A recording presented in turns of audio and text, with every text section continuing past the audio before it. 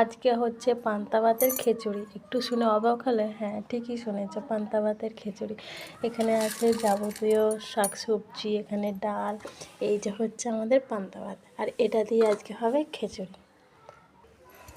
এই যে শাকসবজিটা আমি ভালো করে ধুয়ে নিয়েছি, এরপর দিয়ে দিচ্ছি পরিমাপ মতো জল। এরপর এটা আমি সেদ্ধ বসাবো।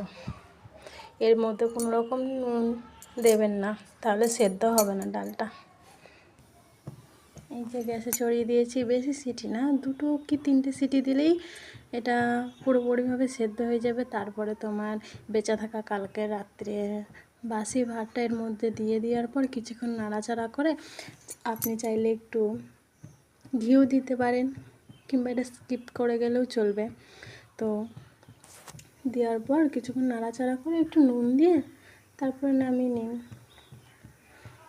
আমি দেখাচ্ছি সবটাই। এর মধ্যে একটু হলদি গুঁড়ো আর তোমার হচ্ছে শুকনো লঙ্কা, বাচ্চারা খেলে দেওয়ার দরকার নেই, আমি কাঁচা লঙ্কা যেহেতু দিয়ে দিয়েছি, আমরা ঝালটা পছন্দ করি, এই জন্য একটু শুকনো লঙ্কাও দিয়েছি।